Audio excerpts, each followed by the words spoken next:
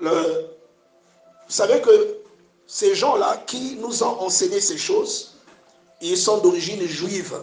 C'est-à-dire, ce qu'ils pratiquaient, ça s'appelle le judaïsme. Alléluia. Ils pratiquaient le judaïsme.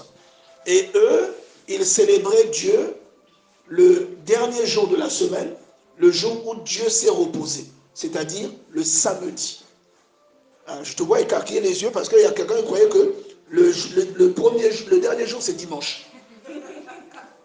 Que Dieu nous aide à dormir avec une information supplémentaire aujourd'hui. Je donne souvent cette information. Dieu s'est reposé le 7e jour. Il a créé l'homme le 6e jour. Il s'est reposé le 7e jour. Et le 7e jour, on appelle ça le Shabbat ou le samedi. Et le Shabbat, samedi, sabbato, Saturday, comme vous voulez. En tout cas, c'est le samedi, le jour où Dieu s'est reposé. C'est pourquoi les Juifs, lorsqu'ils se réunissaient à la synagogue, ils se réunissaient le samedi. Parce que c'était un jour consacré à Dieu. Alléluia. Est-ce que jusque-là tu me suis? C'est une façon de faire honneur à Dieu, de donner à Dieu l'honneur qui lui est dû. Parce que le Seigneur dit, tu sanctifieras le nom de ton Dieu le 7e jour. Et il était interdit ce jour-là de faire une activité, quelle que soit sa nature. Et vous allez voir que même la manne qui tombait, parce que dans le désert, le peuple d'Israël devait, pour manger, ramasser la manne que Dieu faisait tomber sur le camp. Et vous allez voir que la manne tombait du dimanche au vendredi. Le premier jour de la semaine, ce n'est pas lundi, c'est dimanche. Dis à ton voisin, c'est dimanche. Le premier jour de la semaine, c'est le dimanche. Le jour où Dieu a commencé la création. Quand tu entends au commencement, Dieu créa. À la fin, on dit, ce fut le premier jour. C'est le dimanche. Saturday, dimanche. Et donc, la manne tombait du dimanche au vendredi. Et la manne qui tombait tous les jours, tombait de manière à ce que, puisque c'était des familles, plusieurs familles, c'est-à-dire Juvel à sa famille, Lise à sa famille, Aurèle à sa famille, Karen à sa famille, tout le monde avait sa famille. Et si vous êtes 3, vous ramassez la part que vous 3 allez manger dans la journée. Si vous êtes 10, vous ramassez la part que vous allez manger dans la journée. Vous ne pouvez pas ramasser plus. Si vous en ramassez plus pour dire, je ramasse aujourd'hui pour que demain je ne sorte pas ramasser, vous allez voir que ce que vous allez conserver va pourrir. Est-ce que quelqu'un suit? Lève la main si tu dis ce que je dis. La manne que vous ramassez de trop pour ne pas sortir demain, elle pourrit. Mais celle que vous ramassez le vendredi pour garder jusqu'au samedi, parce que Dieu avait dit, le vendredi, vous devez ramasser une double portion de la manne. Alléluia. Amen. Cette double portion qui était consommée le vendredi et le samedi ne pourrissait pas. Je ne sais pas si vous comprenez, si j'ai bien expliqué ça. Si le lundi, tu ramassais la manne pour lundi et mardi, ce qui restait le mardi matin là, ça pourrissait. Si le mardi, tu ramassais aussi pour mercredi, le mercredi, ça pourrissait. Mais si le vendredi, tu ramassais pour samedi, parce que samedi, tu n'as pas le droit de sortir, ce que tu ramassais pour samedi ne pourrissait pas. Pourquoi? Parce que le samedi, tu n'avais le droit de faire aucun ouvrage. Tu ne pouvais même pas sortir ramasser la manne. Donc le Dieu qui est le détenteur de tout ce qui existe, qui dispose tout ce que tu cherches, c'est entre les mains de Dieu. Ce Dieu-là donnait à la manne la caractéristique alimentaire nécessaire pour ne pas pourrir un jour après. Donc la manne du samedi, du sabbat, la manne que l'on mangeait le samedi était collectée le vendredi en même temps que la manne du vendredi. Et c'était la seule fois qu'on était autorisé à ramasser une double portion de la manne. Les autres jours, la manne, qu'est-ce qu'elle faisait? Elle pourrissait. Tu es avec moi? Amen. Maintenant, pourquoi je vous parle de tout ça? Je vous parle de toutes ces choses pour vous rappeler le caractère sacré des choses de Dieu. Dis avec moi sacré. Sacré. Beaucoup parmi nous, nous ne sommes pas exaucés parce que nous avons perdu le caractère sacré. nous avons perdu la considération principale, ce qui doit être principalement considéré dans l'église. Quelqu'un comprend ça? Amen. Lorsque Jésus-Christ est mort, il est mort un vendredi, n'est-ce pas? Amen. Beaucoup de chrétiens ne savent pas que Jésus est mort un vendredi. Jésus est ressuscité quand? Il fallait parler doucement. Jésus est ressuscité un dimanche. Il est ressuscité ce dimanche-là, c'était le jour on va dire le premier jour de la semaine, n'est-ce pas? C'est pourquoi Jésus est la Pâque. Parce qu'on l'a crucifié juste la veille de la Pâque. Vous comprenez ça? C'est pourquoi Jésus, c'est la Pâque. C'est lui la Pâque en fait. Donc, il est ressuscité un dimanche, le premier jour de la semaine. Donc, qu'est-ce que les apôtres commençaient à faire pour arrêter de judaïser? Judaïser, ça veut dire prier à la manière des Juifs. Comme Jésus est venu apporter la grâce et accomplir la loi, on n'avait plus besoin de prendre des brebis pour les sacrifier. On n'avait plus besoin de répandre le sang des brebis devant l'autel. Vous comprenez cela? Parce que ce sacrifice avait déjà eu lieu lorsque Jésus est mort à la croix. Donc, pour ne plus judaïser, qu'est-ce qu'eux faisaient? Ils se réunissaient tous les dimanches. Est-ce que quelqu'un comprend ça? C'est-à-dire le premier jour de la semaine. Ils se réunissaient où? Demande-moi, ils se réunissaient où? Tu ne demandes pas fort. Ils se réunissaient dans ce qu'on appelle les églises. Bon, on va d'abord dire les églises. Alléluia.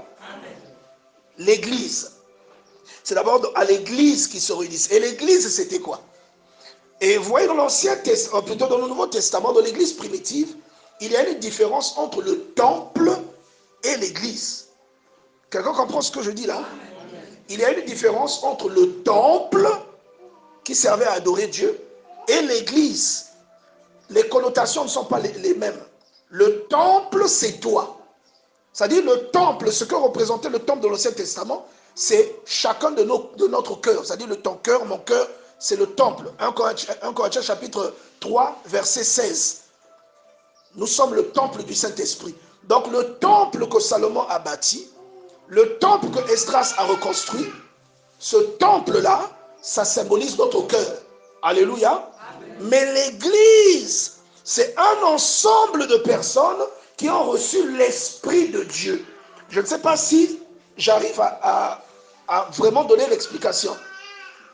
Alors, qu'est-ce que ces gens-là, où est-ce que ces gens-là se réunissaient? On appelait ça des églises de maison. Dis avec moi, église de maison. Église de maison. Vous allez voir le long des épîtres, l'apôtre Paul, même l'apôtre, principalement l'apôtre Paul, qui parle en disant, je salue Nadie avec l'église qui est dans sa maison, ou Aquilas et Priscille avec l'église qui est dans votre maison. C'est-à-dire l'église à l'époque, ce n'était pas des bâtiments. Est-ce que vous comprenez ça? Mais c'était des domiciles. Là où les gens se réunissaient pour partager la parole de Dieu et pour faire ce qu'on appelle la Sainte Seine. Ils rompaient le pain parce que Jésus avait demandé à ce que nous fassions cela en mémoire de son nom. Matthieu 26, verset 26. Alléluia. Amen. Donc, pourquoi Dieu commence à favoriser que les chrétiens se réunissent d'abord dans un esprit fraternel, dans des domiciles? Cela nous enseigne la priorité de l'œuvre de Dieu. Je vous jure qu'aujourd'hui, il y a dans le monde beaucoup d'hommes de Dieu qui, lorsqu'ils ont de l'argent, vont préférer bâtir un temple plutôt que de bâtir un hôpital. Je ne sais pas si vous comprenez ce que je veux dire. Vont préférer bâtir un temple plutôt que de venir en aide aux pauvres et aux démunis. Plutôt que de bâtir un orphelinat. Je ne sais pas. Regardez. Je vais vous faire une démonstration. Il est beaucoup plus important pour des orphelins d'habiter dans une maison, d'avoir des lits, une cuisine et de la nourriture, plutôt que de dormir dans la rue, qu'à une église d'avoir un joli bâtiment. Qui comprend ce que je suis en train de dire? Vous avez compris? Si tu as compris, lève la main. Vous comprenez ce que je veux dire, non? Maintenant, l'œuvre qui nous a influencés, Parce que l'œuvre qui nous a influencés a été déclenchée il y a 2000 ans. L'œuvre qui nous a influencés était menée par une personne qu'on appelle Jésus-Christ. Dites-moi, Jésus-Christ, il avait une église, n'est-ce pas? Vous hésitez à répondre. Hein? Vous savez pourquoi vous hésitez? Parce que pour vous, l'église, c'est 4 murs et un toit. Voilà pourquoi vous hésitez. Il avait une église ou pas? Luc chapitre 8. Qu'est-ce qu'on raconte? On parle de son église. On dit qu'il partait de ville en ville. L'église, c'est quoi? Je vais vous donner un aperçu. C'est un endroit où une entité morale qui peut répandre le règne de Dieu dans un environnement ou sur un territoire. Est-ce que vous comprenez cela? C'est cela l'église. Et c'est exactement ce que décrit Luc chapitre 8.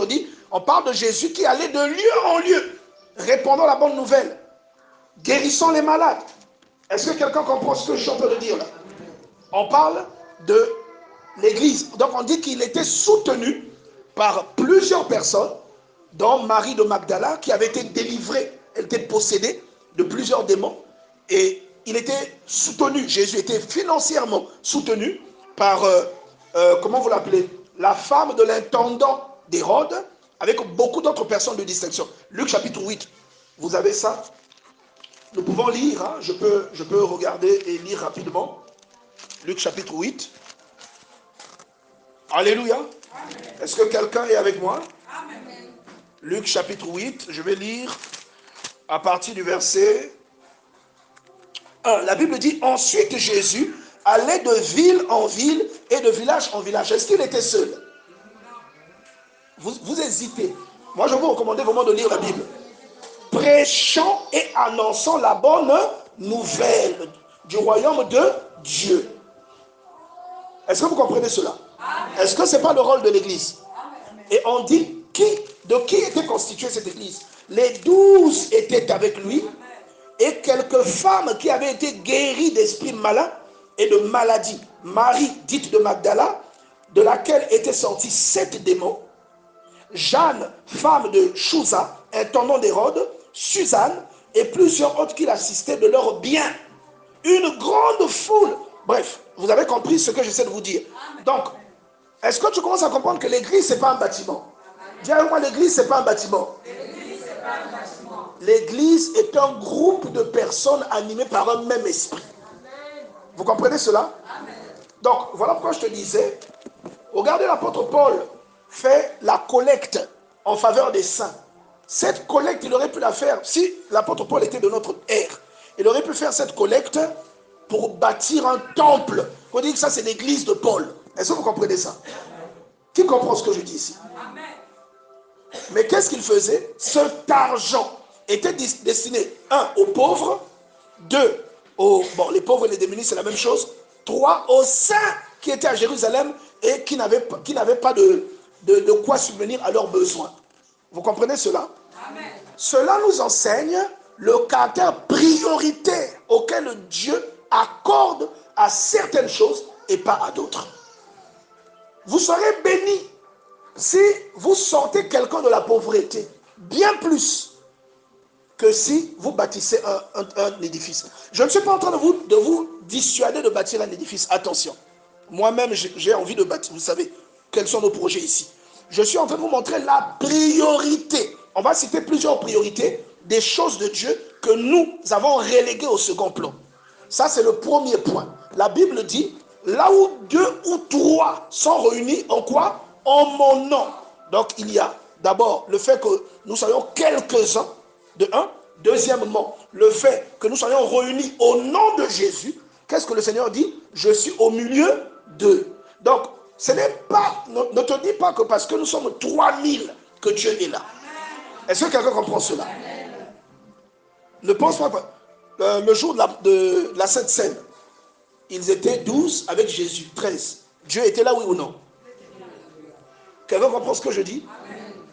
Ce n'est pas parce qu'on est 3000 que Dieu est là. Il y a des églises où vous êtes 3000, mais il y a de la débauche dans l'église là. Vous comprenez? Mais il y a des églises où vous sentez chaque fois des serviteurs de Dieu naissent de cette église-là. Mais vous pouvez remarquer que parfois, Dieu va laisser... Je vais vous prendre un exemple. Qui connaît le pasteur Chris Oyakhilome? Vous connaissez Chris Oyakhilome? C'est un exemple comme ça. Le pasteur Chris Oyakhilome, lorsque son ministère a commencé, le Seigneur l'a beaucoup utilisé en tant que ministère. Principalement parce qu'il y a une différence entre un ministère et une église. Je vous expliquerai ça la prochaine fois. Je n'ai pas le temps aujourd'hui. Donc, il a plus situé comme un ministère d'évangélisation. Évangéliste, c'est-à-dire qu'un ministère qui prêche la parole à gauche, à droite, ainsi de suite. Et c'est plus tard, beaucoup plus tard, il était déjà très connu, qu'il a battu un bâtiment. Vous comprenez ça? Amen. Un autre exemple que je vais vous donner, qui connaît l'évangéliste Charles Talingano? C'est un papa là. Je vous dis, Jésus-Christ. Vous le connaissez, n'est-ce pas? Vous l'aimez, non? Est-ce que il a impacté des vies, oui ou non? Est-ce que vous savez qu'il n'a pas d'église? Qui le sait? Bon. Ça ne vous paraît pas étrange par rapport à la logique que vous avez? Il y a des gens qui croient que pour faire l'œuvre de Dieu, il faut avoir une église. Ou pour prêcher la parole, il faut avoir une chaire. C'est complètement faux. Est-ce que quelqu'un comprend cela? Le don que Dieu a déposé en vous doit éclore, indépendamment des circonstances, des conditions ou indépendamment des infrastructures. Parce que l'Esprit de Dieu a utilisé Jean-Baptiste dans le désert. Il n'y avait pas d'église dans le désert. Tu ne m'as pas bien entendu. Hein? Jean-Baptiste prêchait dans le désert, il n'avait pas de chair. Il prêchait dans le désert, il n'avait pas de rideau là où il prêchait. Il n'y avait pas de sainteté comme nous on a un sainteté. Est-ce que quelqu'un comprend cela? Son ministère était puissant ou pas? Est-ce que vous comprenez que devant on met la priorité là où il ne faut pas? Quelqu'un comprend cela? Le plus important, c'est que Dieu dépose une vision. Qui connaît le pasteur Ivan Castanou? Je crois que tout le monde le connaît ici. C'est à peu près la même histoire. Le pasteur Ivan Castanou. Je vais vous prendre le pasteur Mamadou Karambiri, le docteur Mamadou Karambiri. Mamadou Karambiri, quand le Seigneur lui a dit que dans 5 ans, il allait quitter le monde séculier pour le servir, Mamadou Karambiri a commencé dans sa maison avec ses enfants, sa femme, et après les gens ont commencé à rejoindre. Ils sont restés dans cette église de maison pendant des années, jusqu'à ce que les gens soient devenus beaucoup plus nombreux et décidé maintenant de financer. Exode chapitre 25, est-ce que ça fait penser, est-ce que ça donne une idée à quelqu'un?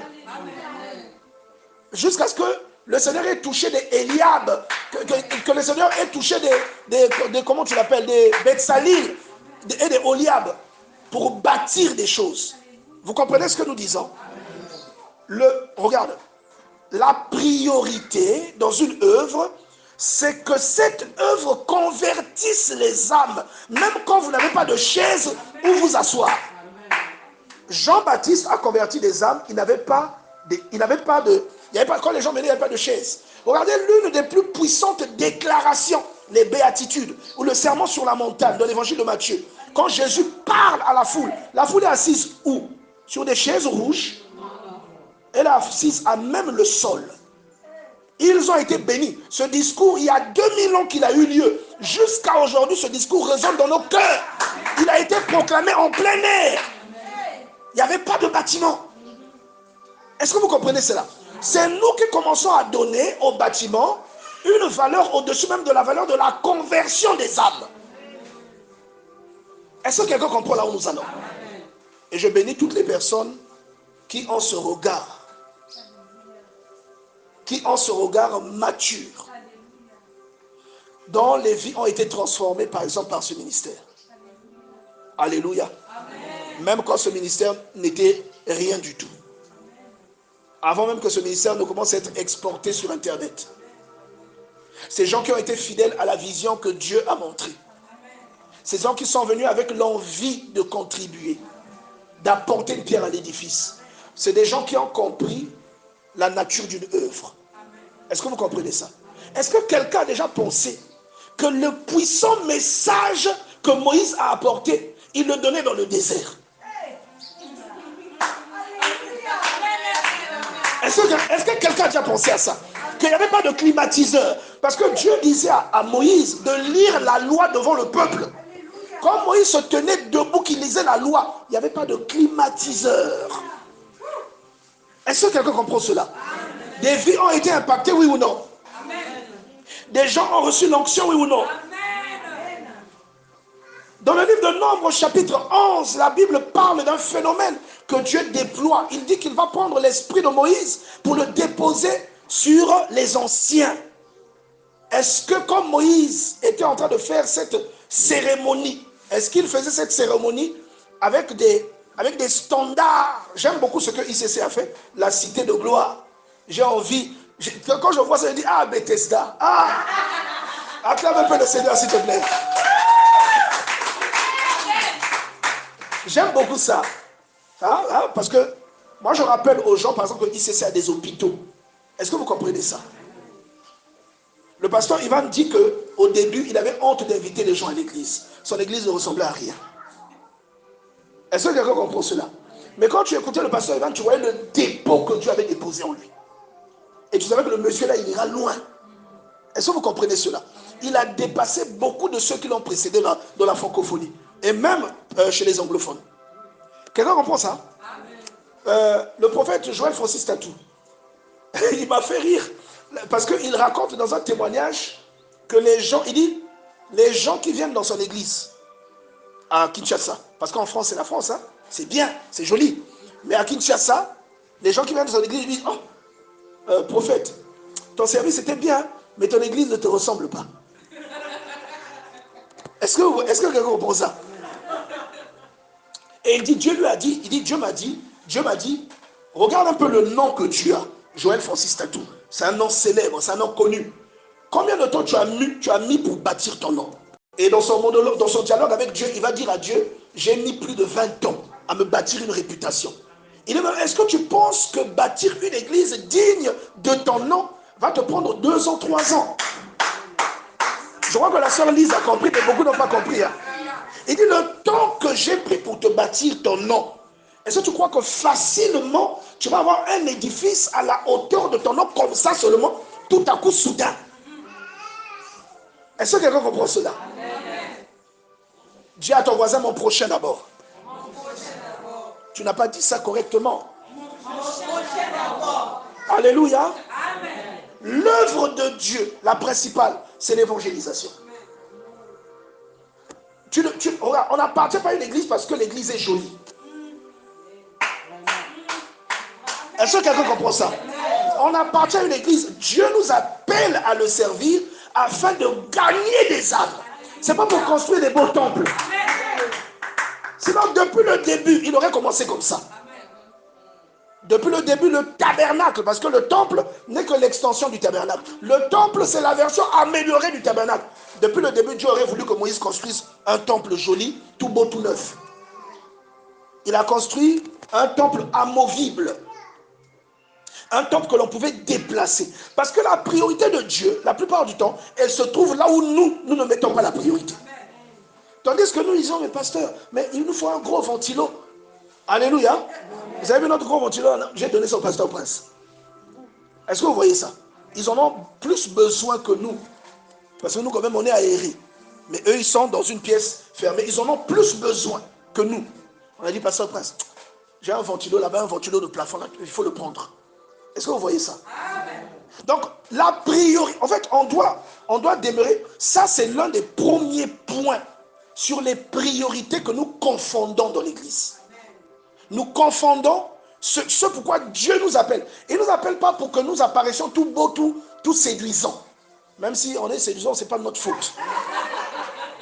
Pardonnez-nous d'être séduisants. Alléluia. Toutes les théophanies de la Bible nous présentent Dieu comme quelqu'un de beau et de magnifique. Donc, si on est des beaux gosses, pardon. C'est la volonté de Dieu. Alléluia. Des beaux gosses et des belles gosses.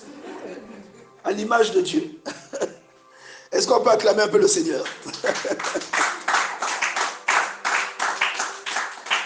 Alors, donc je disais ceci.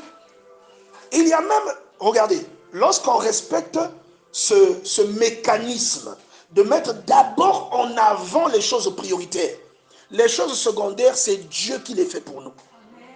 Est-ce que vous comprenez cela? Vous voyez, regardez la plupart des gens, la caméra, on a la caméra, la régie, on a la deuxième caméra 4K. Est-ce que c'est nous qui avons payé cette caméra? Les micro-baladeurs, est-ce que c'est nous qui les avons payés? Est-ce que quelqu'un comprend ce que je veux dire? C'est-à-dire, quand on fait fidèlement l'œuvre de Dieu, Dieu suscite des Oliab et des Bethsalie. Est-ce que vous comprenez ça? Le danger, c'est lorsque la vision est inexistante. Alléluia. Le danger, c'est lorsque, dans ce que vous faites, il n'y a rien qui se produit. C'est-à-dire que vous vous rassemblez, vous priez, mais il n'y a pas de transformation. Qui a sa vie transformée ici? Qui a eu sa vie transformée? Répondez avec un amen. Les gens ne voient pas vos mains. Alléluia. Je pense qu'il y a même d'autres vies transformées qui ne sont plus là. Est-ce que vous voyez ça?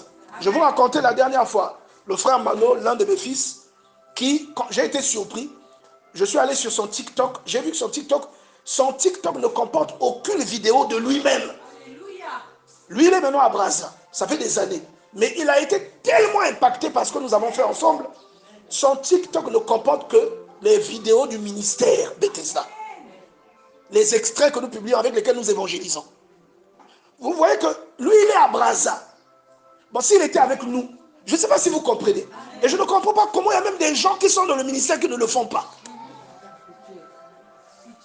Est-ce que, sérieusement, où est la priorité?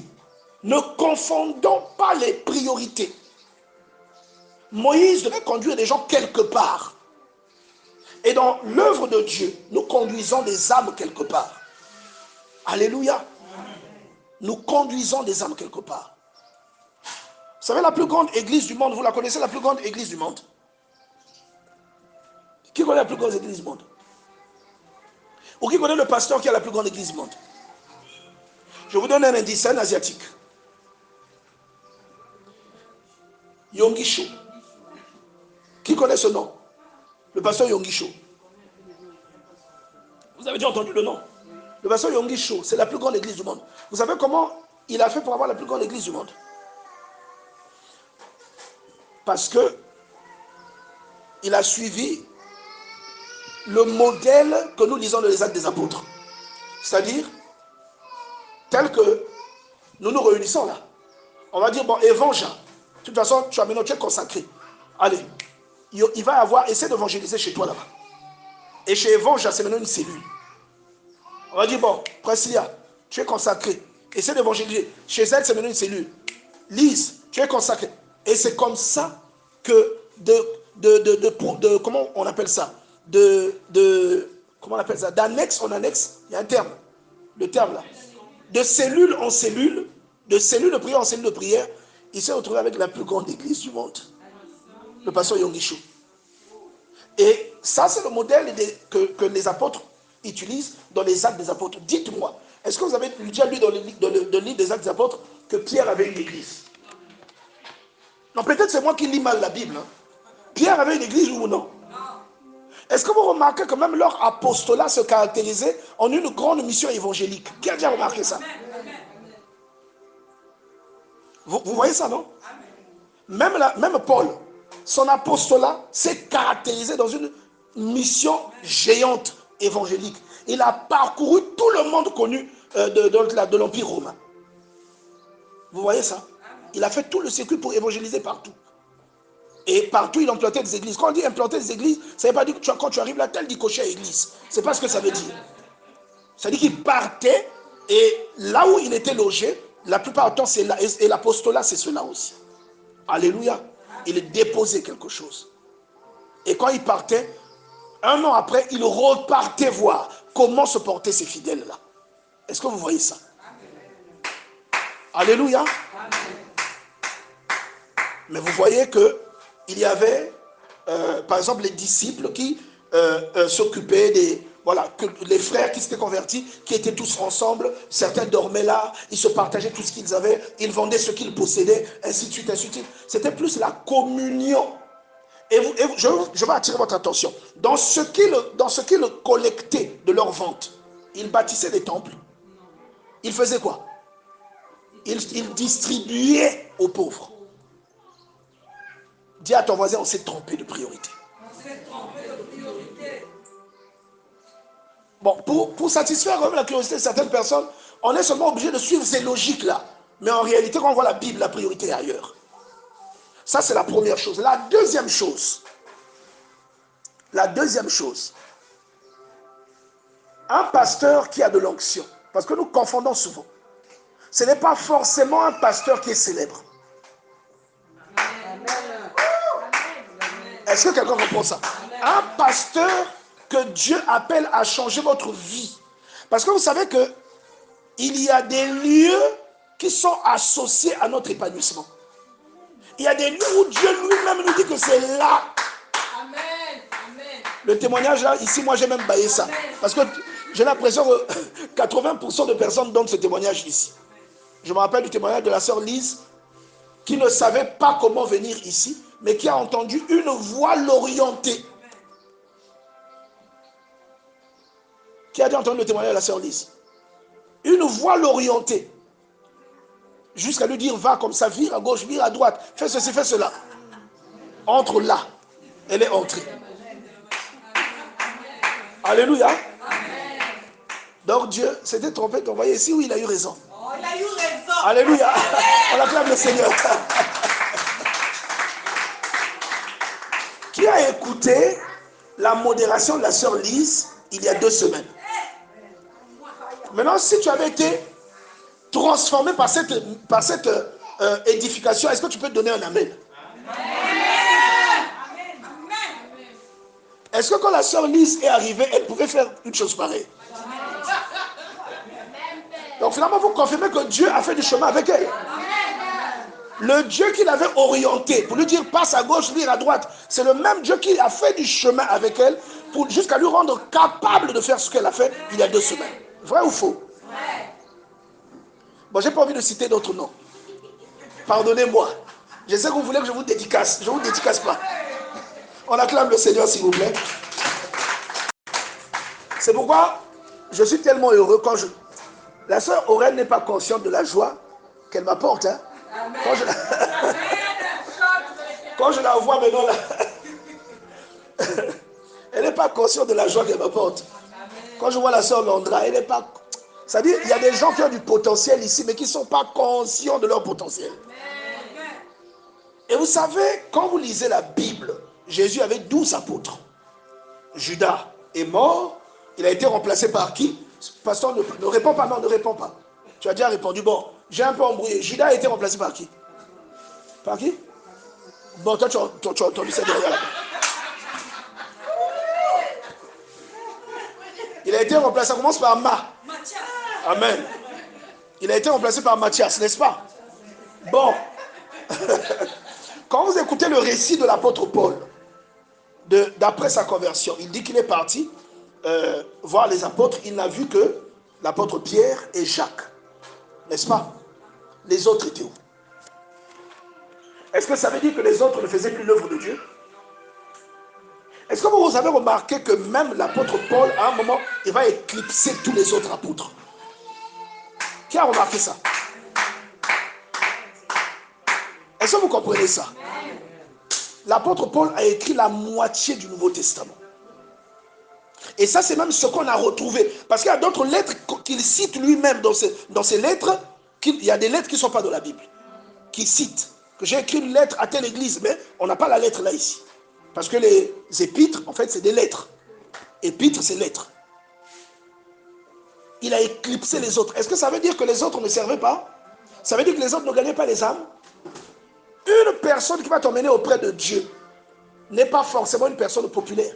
Peut-être qu'elle le deviendra, mais elle n'est pas forcément populaire. Est-ce que tu comprends cela? Est-ce que vous savez depuis quand le pasteur Marcelo Tounazi sert Dieu? Est-ce que vous savez depuis quand le pasteur Marcelo Tounazi est connu? Ça ne fait pas très longtemps. Mais il sert Dieu depuis longtemps. Est-ce que vous savez depuis quand l'évangéliste Charles Talingano, que vous aimez tant, sert Dieu? Et à partir de quand Dieu lui a donné la visibilité? C'est Dieu qui donne la visibilité. Vous pouvez rouler à terre. Si Dieu n'ouvre pas, vous allez continuer à opérer au niveau où il vous demande d'opérer. Vous comprenez cela? Il y a des gens que Dieu lui-même, il expose volontairement. Donc ça, c'est l'un des mythes qu'on doit briser. Dans l'église, la priorité, c'est ton prochain. Dans l'église, la priorité, ce n'est pas le bâtiment. La priorité, ce n'est pas la célébrité. Je pense qu'on a vu ça la 3e semaine de Qui es-tu? Ce n'est pas la célébrité. On a vu ça même le dimanche matin. La priorité, c'est ton prochain. Alléluia. C'est ce qui nous emmène dans la première lettre de Jean. On va lire à partir du verset 5. Jean, vous savez qu'aujourd'hui, il y a beaucoup parmi nous qui sont étonnés de pourquoi ils ne sont pas exaucés. Beaucoup parmi nous ne comprennent pas pourquoi je ne suis pas exaucé. Pourquoi, lorsque je prie à Dieu, Dieu ne m'exauce pas. Beaucoup se posent ces questions. Pourtant, je prie, non? Tu pries, non? Ok. Les gens pensent que prier, c'est le bruit que nous faisons. Et donc, là, nous allons rentrer dans l'étude de la première lettre de Jean. Je voulais commencer par le chapitre 4, mais je vais commencer au chapitre 1. À partir du verset 5, la Bible dit, la nouvelle que nous avons apprise de lui mis pour Jésus, et que nous vous annonçons, c'est que Dieu est lumière. Dis à ton voisin, Dieu est lumière. Dieu est lumière. Et dit, et qu'il n'y a point en lui de ténèbres. Si nous disons que nous sommes en communion avec Dieu, et que nous marchons dans les ténèbres, nous mentons et nous ne pratiquons pas la vérité. Marcher dans les ténèbres, c'est quoi? C'est faire les œuvres qui sont qualifiées de ténébreuses. Les ténèbres ici sont une façon de parler des œuvres du diable. Est-ce que quelqu'un comprend cela? L'une des premières œuvres du diable qui est citée, c'est le mensonge. Il y a beaucoup de gens qui prient. Tu pries, les veines de végétal te sortent même à la tête. Mais tu es un gros mythomane. Tu mens comme tu respires. Même dans l'église, tu mens. Comment Dieu va t'exaucer? Il dit que s'il est lumière et que nous marchons avec lui, nous ne pouvons pas marcher dans les ténèbres. Et nous ne pouvons pas, il dit, si nous disons que nous sommes en communion avec lui et que nous marchons dans les ténèbres, nous mentons et nous ne pratiquons pas la vérité. Mais si nous marchons dans la lumière, comme il est lui-même lumière, nous sommes mutuellement en communion. Et le sang de Jésus, son Fils, nous purifie de tout péché. Le simple fait d'être quelqu'un d'honnête, ça va même t'empêcher d'aller te confesser. C'est-à-dire le simple fait d'être quelqu'un d'honnête, de moral. Quelqu'un de moral, tu as une moralité. Tu sais que ça, c'est pas bien, je ne peux pas le faire. Quelqu'un a fait tomber un téléphone. Tu prends le téléphone, tu éteins. Tu es un criminel. Tu perds le temps à l'église. Et tu vas prier pour que Dieu te délivre. Tu vas voir que les autres sont délivrés, toi tu n'es jamais délivré. Parce que ce que tu fais, ce sont des œuvres des ténèbres. Donc il est en train de te dire, le simple fait d'être honnête va te sanctifier. Parce que l'honnêteté que tu manifestes est un fruit de l'esprit. Est-ce que tu comprends cela? C'est pas bien d'écouter aux portes, mais toi tu vas écouter aux portes. Tu entends le pasteur en train de parler avec un frère ou une soeur, tu fais semblant de passer là pour écouter ce qu'ils disent. Esprit de Songo Tobo. Est-ce que quelqu'un comprend cela? Et beaucoup de gens perdent les points que Dieu leur donne, seulement parce qu'ils ne sont pas honnêtes. On appelle ça la duplicité du cœur. Tu n'es pas sérieux. Genèse chapitre 17, verset 1. Lorsqu'Abraham fut âgé de 99 ans, l'Éternel lui apparut, la parole de l'Éternel lui fut annoncée en ces termes. Abraham, je suis le Dieu Tout-Puissant. Marche dans ma présence et sois intègre. Dis à ton voisin, intègre. L'intégrité, c'est le contraire de la duplicité. Dans le simple fait d'être juste, d'être honnête, d'être intègre, va faire quand même tes prières. Même quand tu ne pries pas, tu es exaucé. Dieu anticipe tes besoins. Alléluia. Il dit, si nous disons que nous n'avons pas de péché, nous nous séduisons nous-mêmes. Est-ce que vous savez qu'il y a des gens qui disent qu'ils ne pêchent pas? Vous savez ça? La Bible dit, au chapitre 2, verset 3. Si nous gardons ses commandements, par là nous savons que nous l'avons connu. C'est-à-dire, la preuve que vous avez connu Dieu, ce n'est pas parce que vous allez à l'église. Est-ce que quelqu'un suit ce que je dis? Amen. La preuve que vous avez connu Dieu dans votre vie, ce n'est pas parce que vous fréquentez une église. Cela va se refléter dans votre comportement. Mais vous, dès que vous êtes mis seulement un peu les nerfs à vif, vous haussez le temps, vous vous fâchez, vous criez, vous parlez plus aux gens. Est-ce que vous voyez ça? Et quand vous avez un problème avec quelqu'un, vous gardez rancune. C'est-à-dire rancune, mais comme un noir. Vous dit colo, même noir. Dit colo. Mais vous êtes là, vous priez beaucoup. Comme je le disais le mardi, vous priez, vous avez même transpiré jusque dans le slip. Quand on vient vous soulever, vous dites non, laissez-moi avec Dieu, laissez-moi. Mais vous n'aimez pas votre frère.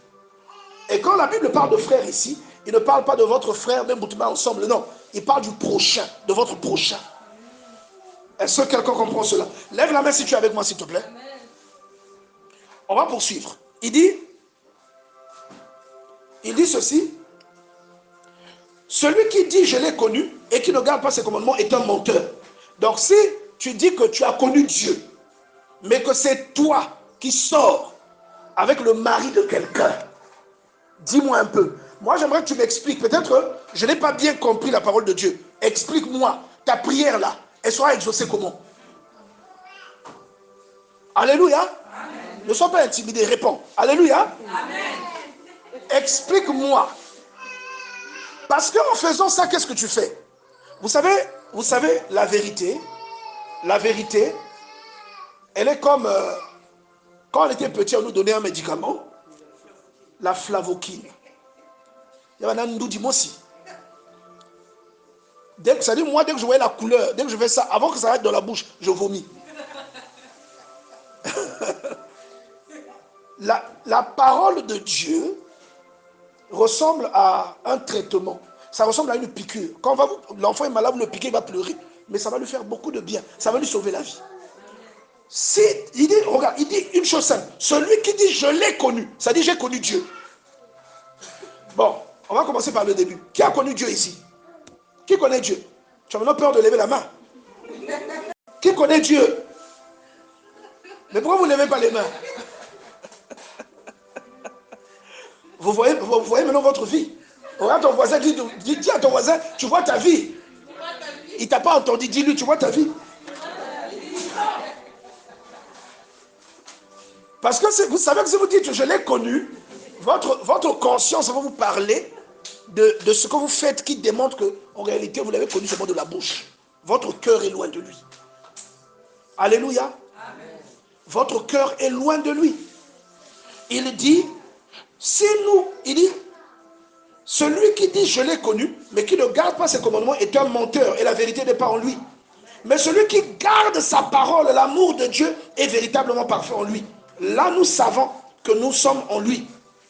Celui qui dit qu'il demeure en lui doit marcher aussi comme il a marché. Jésus marchait dans l'intégrité. La Bible nous dit que c'était quelqu'un qui faisait du bien à tout le monde. Mais si toi tu as connu Dieu, pourquoi tes œuvres reflètent le contraire? Si tu as connu Dieu. Si tu as connu Dieu, pourquoi tu bouffes l'argent des dragueurs? Pourquoi tu acceptes le rendez-vous là?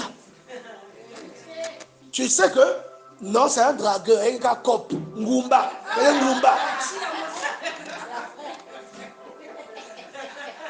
Mais te voilà à l'église en train de... Tu es en transe, tu parles même en langue. Bon, est-ce que tu vois que même ta vie fait pitié? Quand les gens te regardent et disent, regardez-moi l'escroc là. Regardez l'escroc là. Tu fais pitié. Maintenant, tu es frustré que tes prières ne soient pas exaucées. Mon ami, je ne sais pas si... Dis à ton voisin, mon prochain d'abord. Il dit ceci.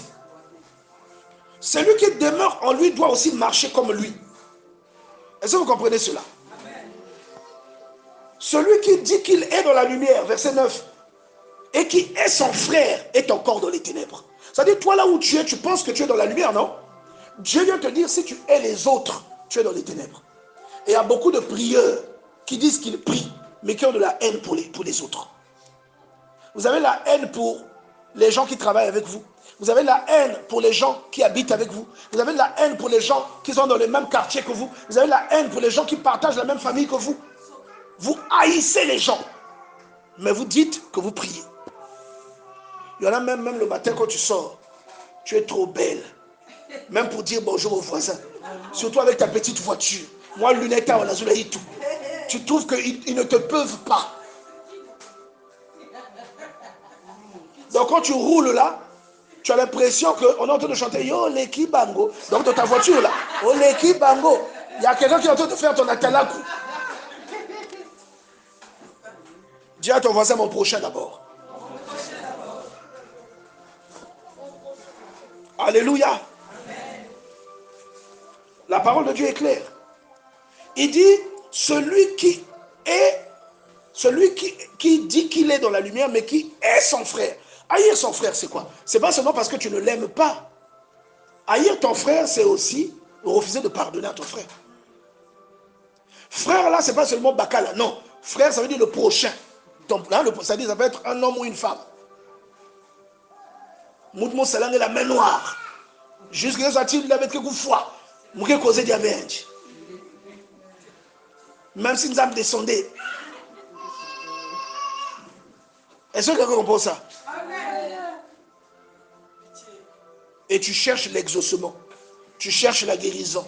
Tu cherches la délivrance. Tu cherches la bénédiction. Tu cherches l'élévation. Dieu va t'élever comment? Tu n'as pas compris la priorité. En réalité, dans la lettre de Jean, la chose principale que Jean t'explique, c'est que croire en Dieu, c'est aimer ton prochain. Ça, c'est la troisième confusion que nous faisons dans l'œuvre de Dieu. On croit que le seul que tu aimes Dieu, point final. 1 Jean, dans le chapitre 4 vers la fin, Jean te dit que si quelqu'un dit qu'il aime son frère, mais qu'il aime Dieu, mais qu'il est son frère, c'est un menteur. Comment peut-il aimer Dieu qu'il ne voit pas? Comment peut-il haïr son frère qu'il voit et aimer Dieu qu'il ne voit pas? Il ment. Est-ce que quelqu'un comprend? Il y a une personne, vous vous êtes disputé depuis 1999. Jusqu'à aujourd'hui, vous ne parlez pas. Mais quelqu'un n'a pas prière, n'a pas programme, n'a pas jeûne à 21 jours. Mais Dieu va t'exaucer comment? C'est comme si on a même oublié le mécanisme derrière l'œuvre de Dieu. Dieu n'est pas dans les prières ou dans les jeûnes. Dieu est dans le cœur, dans la nature de ton cœur. Ton cœur, qu'est-ce que ton cœur produit? C'est là-dedans que Dieu est. Parce qu'un cœur qui produit de la méchanceté, mais qui jeûne beaucoup, je te jure mon ami, ce sont des régimes que tu fais, ce n'est pas des jeûnes. Est-ce que quelqu'un m'a compris? On lève la main s'il vous plaît. Dis à ton voisin, tu dois te repentir. La Bible dit une chose très particulière en disant n'aimez point le monde, verset 15, n'aimez point le monde ni les choses qui sont dans le monde. Si quelqu'un aime le monde, l'amour de Dieu n'est point en lui. Je vous dis que l'une des principales causes de l'absence d'exaucement, c'est ce point-là qui est cité ici, au verset 15. Beaucoup parmi nous ici, nous voulons que Dieu nous donne des choses, mais nous aimons les choses du monde et non les choses de Dieu.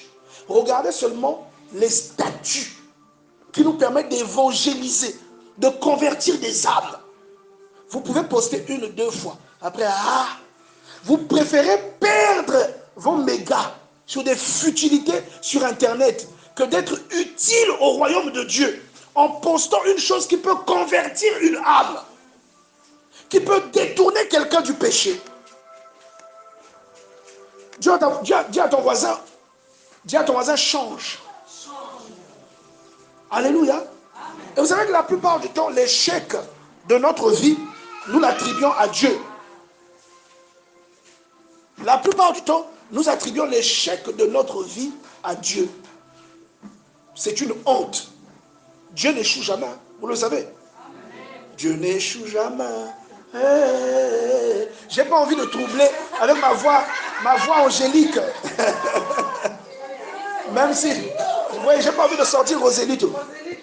Hein? Vous savez que Dieu n'échoue jamais, vous le savez. Il n'y a pas d'échec en Dieu. Donc ton échec là, fouille toi-même dans ton comportement. L'échec là vient de ton comportement. Vous voyez ça? On dit, celui qui aime le monde, l'amour de Dieu n'est pas en lui. Pourquoi? Pourquoi? Parce que vous n'êtes pas du monde. Aimer le monde, c'est quoi? Je vous disais le samedi passé, il y a des gens qui ont pour modèle Kim Kardashian. Il y a des gens ici. Ils veulent ressembler à Kim Kardashian. C'est son modèle. Alléluia. S'il vous plaît, aidez-nous avec les enfants, s'il vous plaît. Il y a des gens qui, leur modèle, c'est Kim Kardashian. Moi, peut-être qu'on n'a pas compris ce que c'est comme modèle. Un modèle, c'est quelqu'un qui illustre des valeurs qui nous édifient. Des valeurs qui peuvent nous faire grandir. Et si on est du ciel, forcément, notre modèle va illustrer des choses qui ont un rapport avec le ciel. Quelqu'un comprend ça? Amen. Votre modèle, ça sera peut-être Delamoine. Je prends un exemple comme ça. Votre modèle, ça sera peut-être l'apôtre Roland Dallot. Est-ce que vous voyez ça? Amen. Votre modèle, ça peut être Kylie Minogue. Votre modèle, ça peut pas être Anna Montana, là, comment on l'appelle? Miley Cyrus. Non! Dis à ton voisin, non! Non! C'est pas possible. Votre modèle ne peut pas être Miley Cyrus. Si quelqu'un aime le monde, l'amour du Père n'est pas en lui. Alléluia. L'amour du Père n'est pas en lui. Est-ce que quelqu'un comprend cela? Est-ce que vous pouvez suivre là-bas? Il y a quelqu'un qui est sorti ou qui bloque, je ne sais pas. Mais il ne faut pas bloquer, hein? Maman protocole, pardon. Vous pouvez vérifier tout ça? Alors, on va avancer. Il dit, tout ce qui est dans le monde, la convoitise de la chair, la convoitise des yeux et l'orgueil de vie ne vient point du Père, mais vient du monde. C'est-à-dire que si toi, tu veux avoir pour modèle Kim Kardashian, permettez-moi de citer cette fille-là. Qui sait comment Kim Kardashian est devenue populaire? Elle est devenue... Tu as vu ta vie, non? Tu as vu ton modèle. Et toi, tout le monde, keeping in touch with the Kardashian. En français, comment on appelle ça? Non, comment ils ont traduit ça? La famille. Bon, il y a un terme là. Bon, bref. En tout cas, la version originale, c'est keeping in touch with the Kardashians. Donc, toi, c'est ça. Quelqu'un qui est devenu célèbre parce qu'il a couché avec quelqu'un, il s'est filmé. Et sa maman a fait fouiller la vidéo et ensuite a porté plainte. Et elle est devenue riche comme ça. Et toi aussi, tu dois faire les affaires comme Kim Kardashian. Non, il y a des gens, dis à ton voisin, confusion. Dis à ton voisin, confusion. Alors, ça c'est l'un des points des confusions que nous avons dans l'église. C'est l'un des points que nous confondons sur les priorités de l'église. Alors, on va aller au chapitre 3. La Bible dit, voyez de quel amour le Père nous a témoigné. Voyez quel amour le Père nous a témoigné. Parce qu'au verset 28 du chapitre 2, on dit, maintenant, petits enfants, demeurons en lui, afin que lorsqu'il paraîtra, que nous ayons l'assurance qu'à son avènement, nous soyons point confus et éloignés de lui. Si vous savez qu'il est juste, reconnaissez que quiconque pratique la justice est né de Dieu. Une personne qui est née de Dieu sera juste. La justice, c'est quoi? C'est lorsque tu vois ton enfant faire une bêtise et que la bêtise là impacte l'enfant de l'autre personne. Tu dois tirer les oreilles à ton enfant. C'est lorsque tu arrives et que tu vois que tu as un pain ou un demi-pain ou un gâteau et qu'il y a ton enfant et l'enfant de l'autre. le gâteau là, même si c'est le gâteau préféré de ton enfant, tu dois couper ça en deux et donner ça à l'enfant de l'autre aussi. Est-ce que vous comprenez ça? C'est pour des petites choses comme ça de voir que nous ne sommes pas exaucés. Une personne qui connaît Dieu ne peut pas ne pas se comporter comme ça. Et on ajoute en disant, bien-aimés, nous sommes maintenant enfants de Dieu. Et ce que nous serons n'a pas encore été manifesté. Mais nous savons que lorsque cela sera manifesté, nous serons semblables à lui parce que nous le verrons tel qu'il est. Et on dit, quiconque demeure en Jésus ne pêche point. Quiconque pêche ne l'a pas vu et ne l'a pas connu. Alléluia. Celui qui pêche est du diable, car le diable pêche depuis le commencement. Ça veut dire quoi? Est-ce que par exemple, moi, si je crois en Dieu, je ne pêche plus? Je vais dire oui. Mais quelqu'un va me dire, oh, apôtre, donc tu vas me dire quoi? Donc, en fait, je vais seulement, en disant ça, vous allez seulement me démontrer votre ignorance par rapport à la parole de Dieu. Parce que la Bible dit que celui qui reçoit Christ, Dieu ne peut plus compter, c'est-à-dire Dieu ne peut plus prendre ses péchés pour les lui imputer. David dit, heureux celui à qui le péché n'est plus imputé. Est-ce que quelqu'un comprend ça? C'est-à-dire, il y a quelqu'un qui est mort pour tes péchés passés, présents et futurs. Et le mode de vie qui te met à l'abri, ça s'appelle la foi. Quelqu'un comprend cela? La foi là, c'est ça qui va te pousser à ne pas pratiquer le vol, à ne pas pratiquer le mensonge, à ne pas pratiquer l'adultère, à ne pas pratiquer l'escroquerie, parce que toutes ces choses-là tuent la lumière de Dieu qui se trouve en toi. Est-ce que quelqu'un comprend cela? Donc je vais te dire à quelqu'un qui écoute la parole de Dieu et qui vient à Ministère Bethesda et qui voit les autres être touchés par Dieu, avancer dans leur marche avec Dieu, manifester des fruits, avoir des opportunités, je vais te dire que jusqu'à aujourd'hui, si parfois tes opportunités ne viennent pas, c'est parce que ce que tu fais, Dieu n'est pas d'accord avec ça. Tu es dans le faux.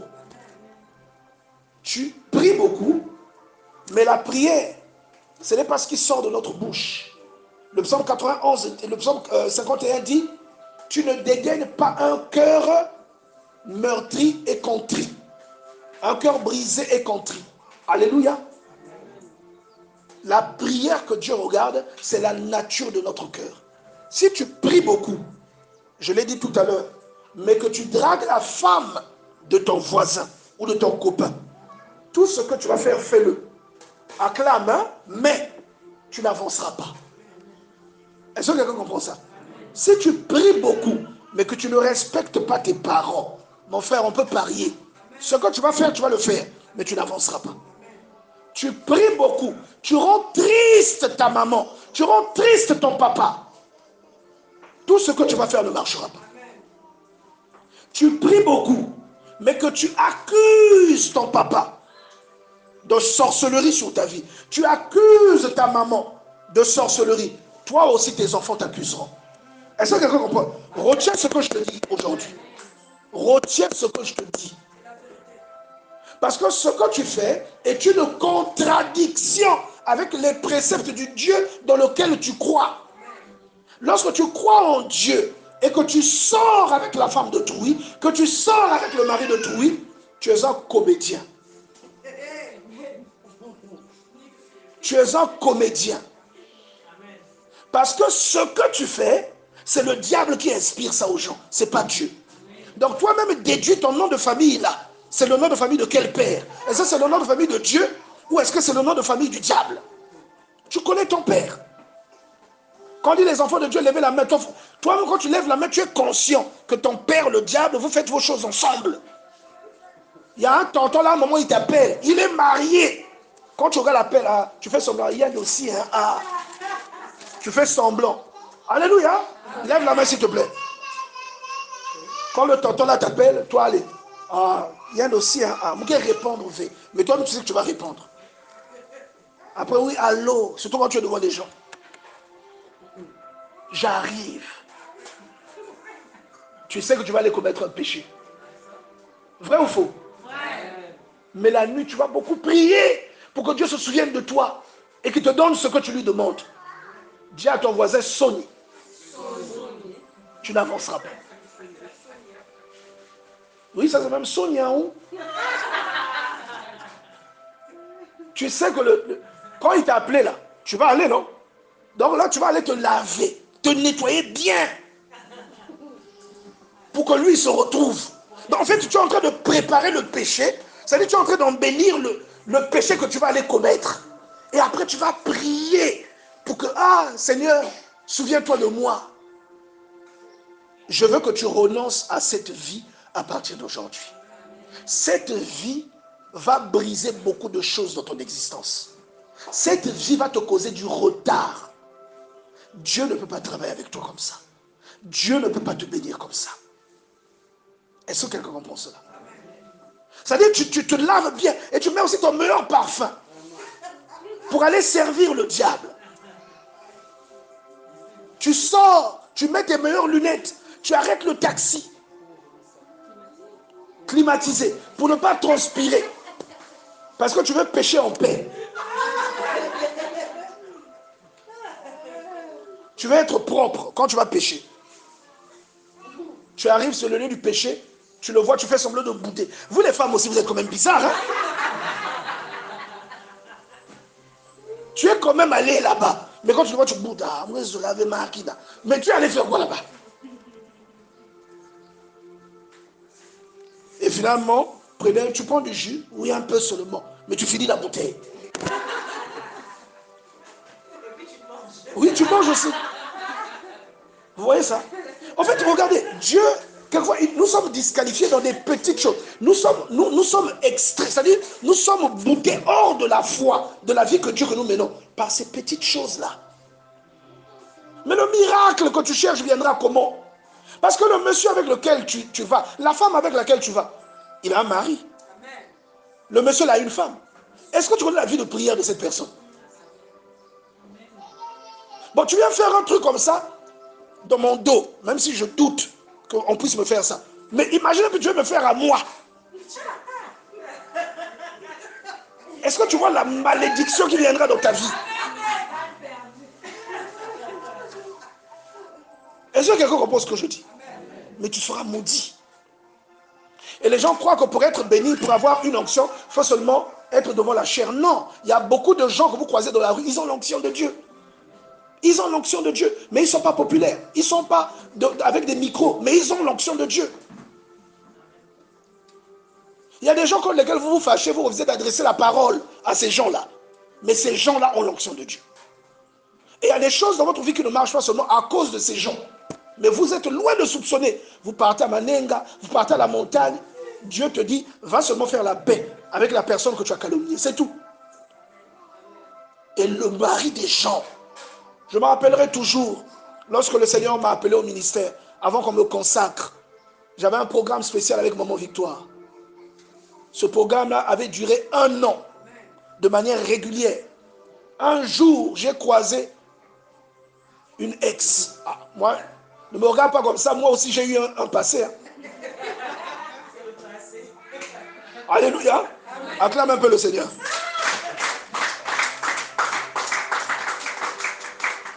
On s'est croisés. Moi, je partais à la prière. On s'est croisés, elle m'a tenu la main. Oh, tu sais que tu m'appartiens toujours. Vous-même, vous connaissez vos phrases. Vous connaissez vos phrases là. Les hameçons que vous lancez sur les gens là. Quand j'arrive à la prière, j'étais seulement à l'entrée. Maman Victoire, qui t'a tenu dans la roue? Là où tu venais là, quelqu'un t'a tenu. Bon, elle n'était pas là. Est-ce que vous comprenez? Elle m'a menacé. Bon, ce n'était pas elle, c'était l'esprit. Est-ce que tu sais que quand on te tient comme ça, tu peux être frappé? Alléluia. Dis à ton voisin, mon prochain d'abord. La régie a un problème?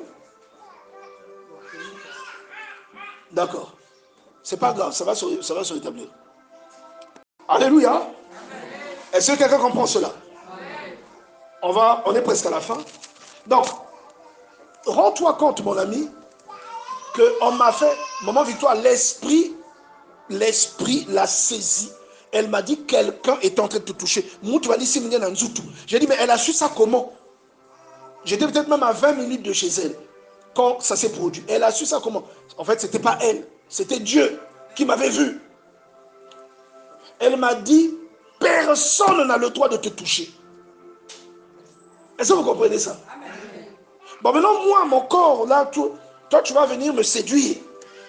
Et tu vas me toucher, tu vas me caresser les joues.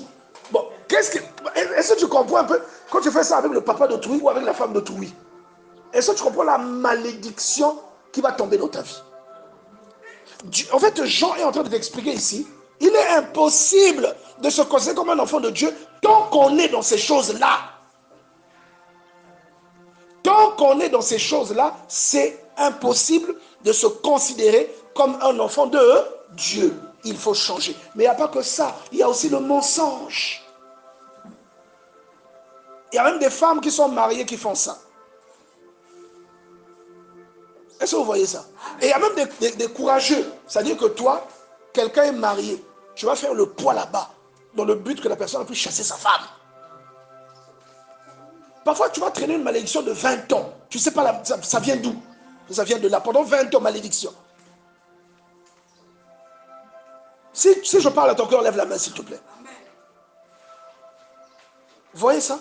Vous savez, quand David a commis son meurtre et son adultère, vous savez que 40 ans, non 20 ans, 40 ans sont passés avant que l'affaire de Absalom ait lieu. Vous savez ça?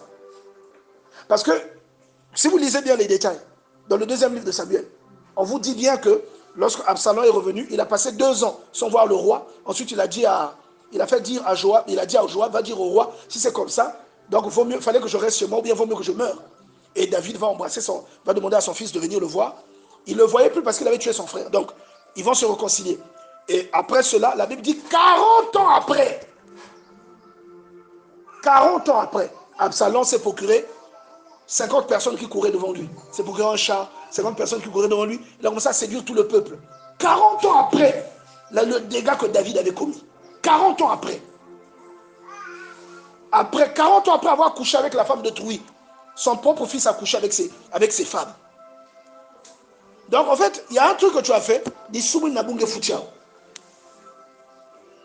ce que tu vis aujourd'hui, là, parfois c'est seulement l'avant-goût. Dis à ton voisin, réponds-toi. Alléluia. Réponds-toi. Tu vois ça? La Bible dit au verset 17, nous avons connu l'amour en ce qu'il a donné sa vie pour nous. Nous devons nous aussi donner notre vie pour les frères. Est-ce que vous savez que ce que nous faisons là, le ministère, c'est comme si nous donnons... Regarde, moi, je n'ai rien d'autre à faire un samedi. Je n'ai rien à faire. Je ne peux pas aller m'asseoir quelque part pour manger le ngoulou. Pour gérer une petite momie. Je ne peux pas faire ça. Ce que je fais, à votre avis, ce n'est pas ma vie que je donne pour les autres. Je donne de mon temps, de ma jeunesse, de mon énergie, de mon intelligence, de mon éloquence. Pour l'éloquence, là, j'aurais pu aller parler à une femme. Est-ce que vous voyez ça? Je donne tout ça à Dieu. Après, tu seras surpris. Quand demain, je vais changer de voiture, tu seras surpris. Comment il fait? Dis à ton voisin, Dieu bénit. Dieu bénit. Alléluia. C'était une parenthèse. Mais je suis en train d'essayer de te faire comprendre que, il dit, s'il a donné sa vie pour nous, nous devons donner notre vie aussi pour les autres. C'est-à-dire, il y a quelque chose en toi que tu dois disposer pour les autres. Si tu as un don, il faut utiliser ce don pour les autres. Si tu n'as pas de don, ton numéro de téléphone, ton WhatsApp, au lieu d'afficher tes photos, tu fais... Au lieu d'afficher ces photos-là, ou les photos, tu prends le téléphone, je ne sais pas qu'est-ce que tu filmes là. Au fond du cœur, tu sais que j'ai dit la vérité. Tu es dans la douche là, parfois tu fais seulement qu'on sache que tu as un iPhone. Tu es dans la douche, tu prends une photo devant le miroir. Parce que tu sais que devant le miroir, on verra que c'est un iPhone. Parfois il y a occasion. Parfois il y a quoi à vous pasouga. Au lieu de perdre les gens du temps avec les futilités que tu poses, on sait déjà que tu es jolie. Tu es là en train de poster. C'est quoi? Dis à ton voisin, c'est quoi? C'est quoi? Alléluia. Amen. On doit être objectif. De temps en temps, il faut faire ça. Parce qu'il y a beaucoup de gens qui peuvent penser à un fanéque. Beaucoup de gens peuvent penser aussi à un maza. Donc de temps en temps, il faut rappeler les gens à l'ordre. C'est important. Mais il ne faut pas que ça soit tout le temps, tout le temps. Parce qu'après tout, c'est tapage. Tu es en train de passer un bon moment, tu peux afficher. C'est important. Mais quand c'est maintenant trop, ça devient un esprit. Ça devient un esprit de comment on appelle ça, de narcissisme. On appelle ça le narcissisme. Donc tu es narcissique. Ça dit, il y a des trucs qui toquent quoi. Tu n'as si tu ne poses pas tes photos. Tu dois rappeler ça aux gens tout le temps, de telle façon qui toque. Alléluia. Mais on connaît, on est tous passés par là. Je ne m'exclus pas, je m'inclus. On est passé par là. Parce que je m'exclus, toi tu es sorti concerné. Laisse-moi m'inclure, même si c'est à tort. Je m'inclus quand même, pour qu'on soit tous dans le même bateau. En fait, je suis en train de te dire qu'il faut que nous soyons objectifs dans le Seigneur. Ta vie, en fait, quel est le prix que tu dois payer pour le royaume de Dieu? Qu'est-ce que tu as déjà fait? Même seulement les prédications que quelqu'un d'autre fait. Donc les prédications que moi je fais, que moi je prends le soin d'extraire en extrait, c'est-à-dire de faire des extraits, que je prends le soin de partager. Toi, tu es incapable d'afficher ça sur ton profil pour que quelqu'un écoute et soit édifié. Tu es incapable. Et après, tu vas prier, Seigneur, la promotion là que je cherche, qu'est-ce que tu fais pour Dieu? Amen. Alléluia. Amen. Là, je ne parle pas encore de l'offrande. Hein. Alléluia. On acclame un peu le Seigneur, s'il vous plaît.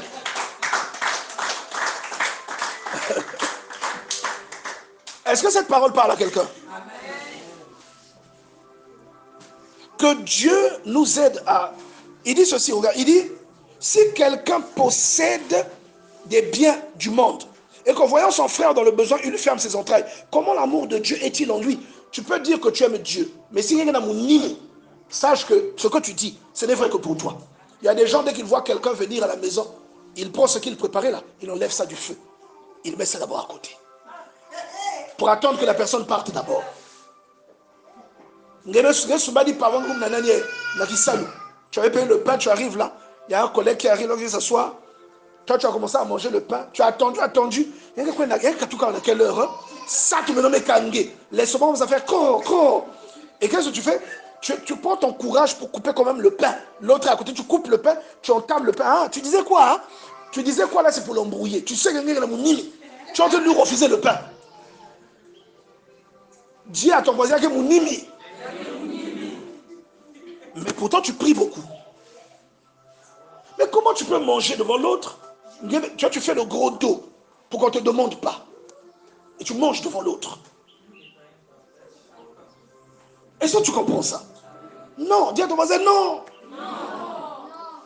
Donc, il y a des priorités. C'est-à-dire, quand on dit on est des prieurs, des chrétiens, il y a des priorités dans le fait d'être chrétien. Et la priorité, c'est qu'il faut aimer l'autre. Il faut aimer l'autre. Il faut avoir un esprit de sacrifice.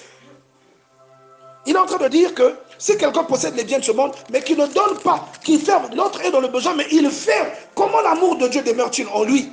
Il dit, n'aimons pas seulement en parole et avec la langue, mais en action et avec vérité. Aimons avec vérité. Aimons avec vérité.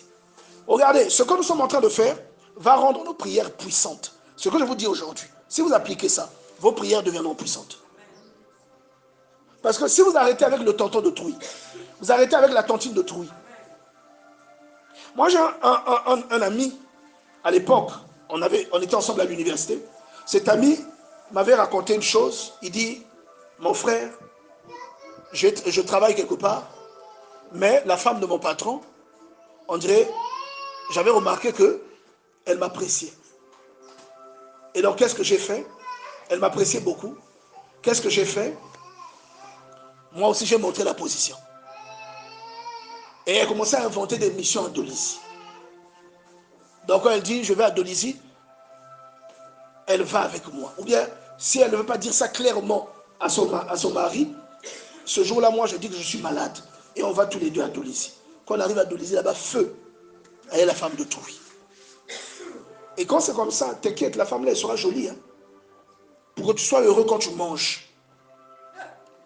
Elle sera jolie. Et à un moment, le monsieur a commencé à soupçonner ça. Et quand il m'a rentré, il a pleuré. Hein. Il a dit, le monsieur m'a dit, et ça, c'est ce jour-là que j'ai remarqué que j'avais déconné. Le monsieur m'a dit, toi tu sors avec ma femme. Je lui ai dit, non patron, je ne sors pas avec ta femme. Il m'a dit, si. Il dit, qu'est-ce que je t'ai fait? Moi, je peux être ton père. Je t'ai donné du travail. Mais toi, tu viens dans ma maison et tu couches avec ma femme. Et il m'a dit, quand il m'a dit ça, j'ai pleuré. Et après, quand on s'est vu avec la dame, j'ai dit à la dame, on arrête. La dame a pleuré, elle m'a dit, si tu me quittes, je me suicide. Parce que quand c'est comme ça, le péché est bon. Hein? Ce qui est normal, tu vois que c'est moins bon que ce qui est interdit. Vrai ou faux? Là où c'est interdit, là, c'est ce que tu vas aimer. Toi, tu as ton propre mari, mais quand tu vas voir le mari de ta soeur, c'est-à-dire que le mari de ta soeur te tient l'oreille, c'est là où tu vas trouver que, on dirait ici c'est bon. Vrai ou faux? Est-ce que je mens? Le mari de ta copine, c'est lui qui est sucré par rapport à toi. Je vous dis la vérité. Ton propre mari ou ta propre femme, tu vas trouver, mais quand c'est la femme de quelqu'un où c'est là où tu vas trouver que là il y a de l'intérêt. Là où il y a l'interdit, c'est là où ça va palpiter. Hein, tu sais qu'on va bientôt te surprendre. Là, tu es. Hein, je ne veux pas dire, je veux seulement mimer. Quelqu'un n'a pas compris, un aveugle n'a pas compris. Hein. C'est là où tu vas te retrouver, là où tu sens que bientôt on risque de me surprendre. C'est là où tu vas te retrouver. Bon, pourquoi ce qui est mauvais est bon? Est-ce que quelqu'un comprend ça? Par la forme de vos visages, je sais que vous avez compris. Vous allez remarquer que ce qui est mauvais, c'est ce qui va vous plaire. C'est-à-dire que parfois, même si vous êtes quelqu'un, vous avez votre mari à vous. Quand vous allez coucher avec quelqu'un d'autre, ça sera mieux. C'est parce que vous ne pouvez pas dire la vérité pour ceux qui ont déjà fait ça. Sinon, quelqu'un allait témoigner, sinon, vraiment, apporte ce que tu dis, c'est vrai. Moi aussi, j'avais fait cette erreur, mais quand j'étais avec mon mari, mais quand une fois j'ai fait une aventure, j'allais mourir. Vous allez me dire ça ici. Vous allez avoir un sentiment. Vous allez me dire ça. Est-ce qu'on peut acclamer un peu, s'il vous plaît?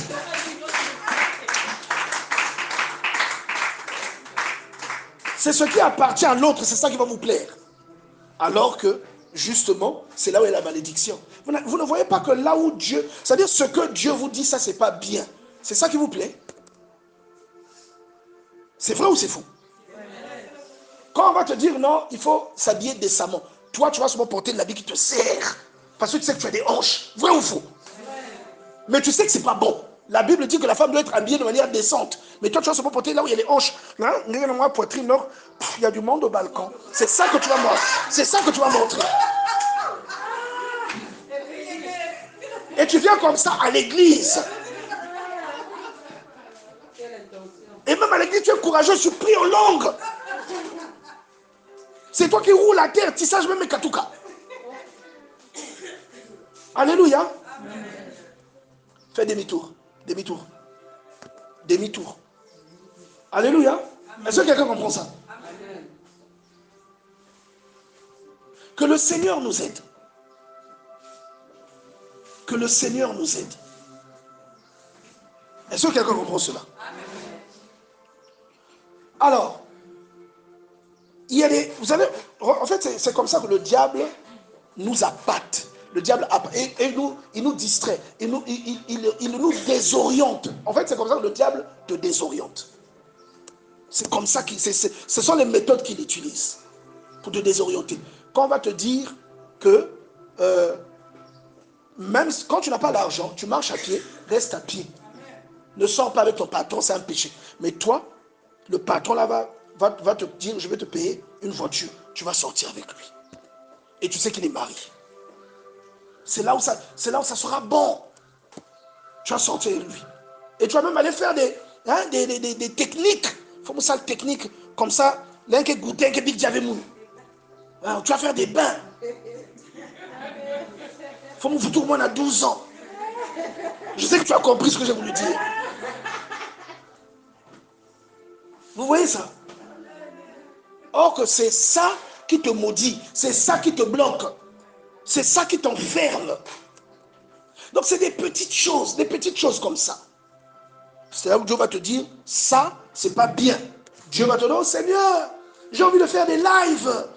Dieu va te dire, bon, je vais te donner une connexion Internet. Dieu va te donner la possibilité d'avoir une connexion. Ça ne sera plus les lives que tu vas faire, tu iras maintenant sur des sites pornographiques. Et c'est là où maintenant tu vas trouver que là, c'est bon. En fait, c'est ça que tu veux. C'est là que tu vas te retrouver. Au début, quand tu demandais ça à Dieu, c'était pour les lives. Hein? Tu vois ta vie. Maintenant, comment Dieu va t'ajouter ce que tu attendais de lui? Est-ce que tu sais les portes que ça ouvre dans ta vie? Si tu n'arrives pas à résister à ces choses, paye un pain chaud, paye un anticomplexe. Est-ce que quelqu'un comprend ça? Amen.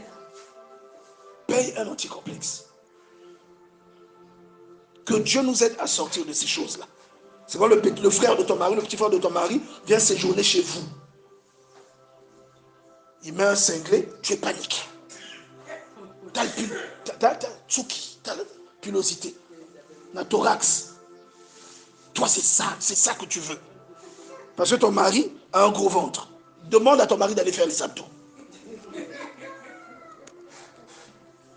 Donc, en fait, on est en train de te dire que prier, ce n'est pas parler. Prier, c'est plus ton cœur. Qu'est-ce qu'il y a dans ton cœur? Parce que ce que tu manifestes comme acte, c'est ce qu'il y a dans ton cœur. Si dans ton cœur, il y a la débauche, tu seras débauché. Si dans ton cœur, il y a la légèreté, tu seras la femme de tout le monde. Aujourd'hui, tu es à gauche, demain, tu es à droite. On va jouer avec toi. On va te partager comme on partage le chanvre. Vous ne savez pas que ceux qui boivent le chanvre, ils font tourner. Toi, tu fumes, toi, tu fumes, toi, tu fumes. C'est comme ça. Maintenant, regarde ta valeur. Regarde partager avec mégot. Regarde ta valeur. Il y en a même le même jour, tu peux coucher avec deux hommes qui ne se connaissent pas.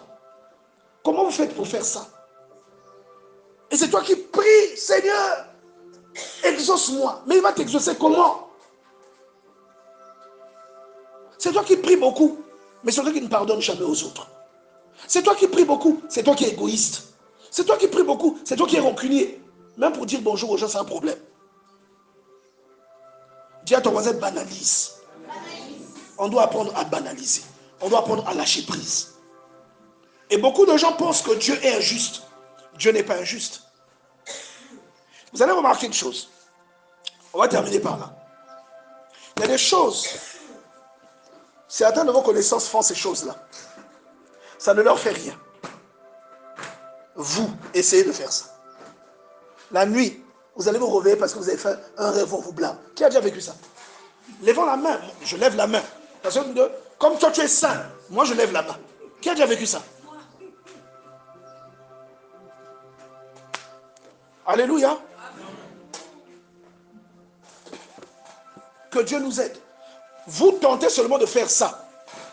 Tentez d'aller dans un VIP. Tentez d'aller en boîte de nuit. Mais les autres aussi vont là-bas, non. Après, surtout à l'église, non. Allez là-bas. L'esprit qui est en vous, la lumière qui est en vous, n'aime pas ces choses-là. Et si vous ne rêvez pas, vous remarquerez quand même qu'il y a une chose qui ne va plus marcher dans votre vie. Vous avez un commerce, vous allez remarquer que la période là, votre commerce ne marche plus bien. C'est-à-dire qu'il y a quelque chose. Pourquoi? Parce que vous avez attristé l'esprit de Dieu. Est-ce que quelqu'un comprend cela? Donc il y a des priorités comme ça qui sont normalement de l'ordre de la prière, mais que nous avons inversé. Nous croyons que prier beaucoup dépasse le fait d'aimer l'autre. Nous croyons que prier beaucoup, est-ce que quelqu'un suit ce que je dis? Il y a quelqu'un qui pense que prier beaucoup et parler en langue, ça dépasse le fait de partager 1000 francs, de partager 2000, de partager du pain à celui qui n'a rien, de partager 10 000 à celui qui n'a rien. Bien aimé, vous qui donnez 10 000 à celui qui n'a rien, et celui qui passe la nuit dans l'église en train de prier, mais qui est égoïste, Dieu va vous exaucer, vous. Lui, on ne l'exaucera pas. Quelqu'un comprend ça? Parce que Dieu n'est pas impressionné par nos paroles. Il est touché par notre cœur. Quand vous êtes généreux, cette générosité vient de votre cœur. Est-ce que vous comprenez ça? Mais quand vous parlez en prière, il est fort probable que vos prières viennent de votre tête. Ça n'a rien à voir avec votre cœur. Vous comprenez ce que je dis? Donc vos actions sont le résultat de ce que vous avez en vous, de ce de quoi vous êtes rempli. C'est pourquoi quand tu es en colère, ne dors pas avec la colère. Quand tu es en colère, ne reste pas fâché longtemps. Quand on te fait une remarque, aie des réactions positives. Est-ce que quelqu'un comprend ça? Et des réactions positives. Une remarque ne signifie pas qu'on te dégrade. Une remarque, ça ne signifie pas que celui qui te fait la remarque, lui aussi, ne fait pas des erreurs. Ça ne signifie pas ça. C'est juste un ajout, un apport pour que tu t'améliores. Ne prends pas ça comme une insulte. Est-ce que quelqu'un comprend cela? Que Dieu nous aide. Que Dieu nous aide. Et tu ne peux pas être un enfant de Dieu si tu ne lis pas la Bible. L'autre problème, c'est celui-là. Jean chapitre 15, verset 6. Si nous demeurons en lui et que ses paroles demeurent en nous, demandons tout ce que nous voudrons, cela nous sera accordé. Et dans 1 Jean chapitre 3, c'est à peu près la même chose qu'il dit, à partir du verset 21. Bien-aimés, si notre cœur ne nous condamne pas, nous avons l'assurance devant lui. Quoi que ce soit que nous demandons, nous le recevons en lui, parce que nous gardons ses commandements et que nous le faisons, et que nous faisons ce qui lui est agréable. C'est la même logique, la même réalité. Donc aujourd'hui, samedi prochain, quand tu viendras à l'église, pendant la semaine, ne mets pas ton espoir sur les prières que tu vas faire. Mets l'accent sur les actes que tu vas poser. Quelqu'un suit ce que je dis? Amen. Samedi prochain, donc entre aujourd'hui et samedi prochain, ne mets pas les actes sur le nombre de fois où tu vas te mettre à genoux, tu vas crier, oh, il y avait. Tu es un embrouilleur, arrête ça. Mets l'accent sur les actes que tu vas poser à partir de tout à l'heure quand on va finir le culte. Les actes que tu vas poser, comment tu vas prendre les remarques, comment tu vas prendre les échanges, comment tu vas prendre quand on refuse quelque chose, comment tu vas te comporter devant quelqu'un qui est dans le besoin, comment tu vas faire ci, comment tu vas faire ça. C'est là-dessus que tu dois te lever. Comment tu réponds à ton mari? Alléluia. Amen. Comment tu réponds à ton mari? Tu pries beaucoup, hein, mais tu es insolente devant ton mari. Est-ce que quelqu'un comprend ça? Ça, c'est un problème. Et le mari, tu es gentil dehors, mais devant ta femme, tu es Hitler. Il te manque seulement la petite moustache, là, au milieu, là. Non, laisse seulement pousser la moustache, garde la petite moustache, comme ça, on va tous savoir que tu es Hitler. Mais avec d'autres femmes, tu es gentille. Moi, j'ai des principes. Même quand j'étais petit, je disais, parce que quand on grandissait parfois, il y a un copain, sa maman lui dit, oh, un tel, oui, va m'acheter telle chose. Ah, la bonne anga, il refuse. Et moi, je me disais, moi, si je refuse que ma maman me commande, plus aucune maman ne peut me commander. J'étais petit, mais j'avais déjà cette conscience. C'est-à-dire que si ma maman me commande et que je refuse, ça veut dire que c'est le dernier manque de respect possible. Donc, une autre maman ne peut pas avoir ce respect-là que j'ai refusé à ma maman. Est-ce que vous comprenez ça? Donc, par exemple, si je suis gentil avec une femme dehors, ça veut dire qu'avec ma femme, je serai gentil même 5 fois de plus. Parce qu'elle est ma femme. Est-ce que vous comprenez ça? Elle est ma femme. Et à vous aussi les femmes, si devant vos responsables au boulot, vous savez vous comporter à la maison, si devant vos pasteurs, vous savez vous comporter, si même devant moi, vous savez vous comporter, à la maison, sachez vous comporter devant vos maris. Parce que normalement, je vous dis la vérité, hein, moi je suis un serviteur de Dieu, mais je vous dis, ce que l'apôtre Paul nous démontre dans le livre d'Éphésiens, c'est que le respect dû au mari dépasse même le respect qu'on donne au pasteur. Ça ne veut pas dire que ne respectez pas le pasteur. C'est pas ce que ça veut dire. Que ce ne soit pas une occasion pour toi pour commencer à me, à me manquer de respect. Au contraire, l'apôtre Paul, le même apôtre Paul dit que ayez de la déférence pour vos conducteurs. C'est ça, non? Car c'est eux qui veillent sur vos âmes. C'est fort, hein, ce qu'il dit. Pourtant, nous savons que c'est Dieu qui le fait. Que Dieu les a responsabilités de manière à ce que c'est eux qui répondront de vous. C'est fort. Mais je suis en train de vous dire que si vous respectez votre pasteur à ce point, vous devez respecter votre mari encore plus. C'est moi, un pasteur, un apôtre qui vous dit ça. Vous devez respecter votre mari encore plus. Parce que le mari dans la maison, c'est l'image de Dieu. Alléluia. Vous, la femme, vous êtes l'image de l'église. Est-ce que quelqu'un comprend cela? Amen. Donc, d'aujourd'hui jusqu'à la semaine prochaine, s'il vous plaît, ne voyez pas le nombre de fois que vous allez jeûner. Ne voyez pas que non, vous n'avez pas coupé le jeûne à 16 heures, vous l'avez coupé à 18 heures. Ne voyez pas ça. Voyez les actes que vous allez poser vis-à-vis de quelqu'un qui est dans le besoin, vis-à-vis de votre maman qui vous donne des conseils, qui vous parle, qui vous demande un service, vis-à-vis de votre papa. Parce que quand on grandit, des fois on oublie que ça c'est papa. Faites attention. Faites attention. Vis-à-vis des collègues, arrêtez un peu le yo, les kibango, arrêtez ça. Dis à ton voisin, arrête ça. Arrêtez le yo, les kibango. Est-ce que quelqu'un comprend cela? Prenez en compte votre comportement. Comment vous allez vous conduire devant quelqu'un qui est dans le sang, qui... Oh, j'ai été challengé hier. On partait à la veille de la sœur Irène. J'ai été challengé peut-être 2 fois. 2 fois, on m'a coupé la route. Et quand tu fais des remarques, la personne se comporte comme si elle a raison. J'ai pensé, ah, à l'époque. Mais aujourd'hui, tu vas encore faire quoi? Tu vas sortir, tu vas aller tonner ou tu vas ouvrir sa portière. Quand tu vas aller à la maison, tu vas rêver. On vient te dire pourquoi tu as fait ça. Est-ce que vous comprenez ça? Donc, regardez vos actes. Comment vous vous conduisez devant la personne qui vous héberge à la maison, devant la personne qui vous a trouvé du travail. Comment vous vous comportez devant votre belle-mère? Comment vous vous comportez? Parce que des fois, quelqu'un vient vous visiter et vous n'avez rien fait. Dès que tu fais le... Non, on fait ça oui ou non?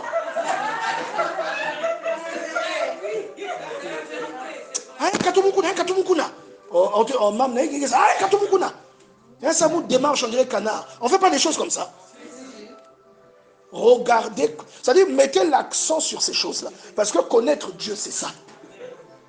Non, aujourd'hui, moi, je n'avais pas envie d'enseigner depuis le début. J'allais vous préciser. J'avais envie d'exhorter. J'avais envie d'exhorter. Le Seigneur m'a mis à cœur d'exhorter aujourd'hui. Voyez comment vous regardez la petite soeur de votre femme qui vit avec vous. Vous avez la télécommande, dès qu'elle passe, faites semblant. Donc vous faites semblant de vous gratter, vous guettez. Dis à ton voisin, arrête ça. Que Dieu vous délivre de cela. Surtout ceux qui ont des douches externes. La petite soeur de votre femme qui sort de la douche, ou bien même quand c'est pas la petite soeur de votre femme, là où vous vivez cour commune, une voisine qui sort de la douche. Surtout les femmes de nos jours ne sont pas pudiques. Elle me dit à moi servir. T'as moi servir, t'as encore koufi. Awa. Non, mais la face, mais moi qui n'en tout. Est-ce que vous voyez ça? Et toi, dès que tu sors ça, tu ouvres le rideau pour regarder. Dis à ton voisin, arrête ça. On doit arrêter ça. Ce sont les choses qui témoignent du fait que nous soyons renouvelés ou non. Ce sont les choses qui confirment que nous sommes dedans ou que nous sommes dehors. Ce n'est pas le nombre de prières, le nombre de versets bibliques que nous connaissons. Ce n'est pas ça. Le nombre de fois où nous jeûnons, ou quelle est la puissance de notre vision. Ou lorsque nous parlons en langue, comment? Quand tu parles en langue, il y a même des gens qui imitent, parlant en langue. Il y a des beaux aussi. Quand tu entends, ça j'ai déjà entendu ça quelque part. J'ai entendu Dénémoine faire ça. Oui, c'est elle qui fait ça, non? Mais moi j'entends d'autres personnes commencer à faire ça. On oublie que le parler en langue c'est un don. C'est un don. C'est comme la prophétie. Tu ne peux pas inventer ça. C'est l'esprit qui doit te toucher et te pousser à parler. C'est un don. Alléluia. Amen. Je voulais parler d'autre chose, mais je crois que je vais attendre la prochaine intervention pour parler de ça. Parce que je voulais parler à quelqu'un de la culture biblique. Tant que vous n'avez aucune culture biblique, vous n'êtes rien. Tant que vous n'avez aucune culture biblique, vous pouvez aller dans l'église du début de votre vie jusqu'à la fin de votre vie. Le jour où vous allez mourir, vous allez vous rendre compte que vous n'avez rien fait. Quand Dieu va citer les gens qui sont dans l'église, on ne vous citera pas. Pourquoi? Parce que vous ne lisez pas la Bible. Par conséquent, si vous ne lisez pas la Bible, vous ne pouvez pas savoir ce que Dieu attend de vous. Vous allez croire que vous servez Dieu alors que vous ne le servez pas. Vous allez croire que ce que vous faites, Dieu tolère ça, alors que Dieu ne tolère pas ça. Mais quand vous ne lisez pas la Bible, vous n'avez aucun moyen de savoir ça. Vous comprenez ça? Vous allez soutenir ce qui est faux. Devant une vérité biblique, vous allez trouver que non, on veut vous embrouiller, alors que c'est ça qui est vrai. Vous comprenez ça? Lui, Raymond, viens devant ici. Viens devant. Théo, va là-bas, de l'autre côté. Va dans l'autre rangée. Toi là, viens ici. L'autre là qui est derrière lui. Viens là, devant. Allez. Alléluia. Amen. Viens devant là. Oui, assieds-toi là. Alléluia. Amen. Que le Seigneur nous aide à comprendre cela. Donc les efforts que nous faisons, tu t'arranges à avoir la meilleure prière, la prière la plus puissante. C'est toi qui veux prier le plus fort. Oh, Sabaoth. Tu veux monter. Comment quelqu'un a mangé un pigeon. Ce n'est pas ça que Dieu regarde. Dieu regarde ce qui remplit ton cœur. Dis à ton voisin ce qui remplit ton cœur. Si ce qui remplit ton cœur, c'est ce que Dieu donne, tu ne feras pas ce que Dieu n'aime pas. Et tes prières ne souffriront d'aucun obstacle. Alléluia. Et il y a même des prières que tu fais que Dieu t'exauce. Tu n'as pas besoin que Dieu t'exauce. Tu as seulement besoin de faire une repentance. Tu dis, Seigneur, donne-moi telle chose. Ça ne vient pas, non? Réfléchis, fais la repentance. C'est tout. Seigneur, je me suis souvenu que j'avais fait telle chose. Ce n'est pas une bonne chose. Pardonne-moi. Tu verras que tu n'auras même plus besoin de prier pour la chose que tu demandes. Dès que tu dis pardonne-moi, je ne recommencerai plus. La chose elle va venir. D'elle-même. Donc des fois, c'est des choses comme ça qui nous empêchent d'expérimenter Dieu. Alléluia. Est-ce qu'on peut acclamer pour la parole de Dieu?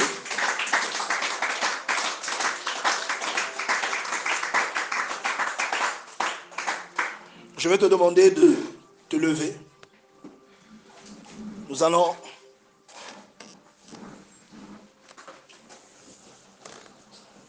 prier le Seigneur.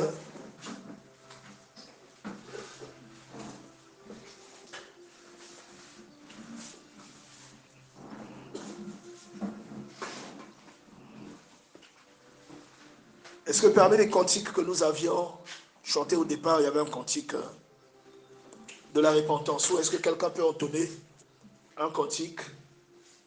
Il y a un micro qui peut aller chez la sœur Oren, s'il vous plaît. Un cantique de repentance.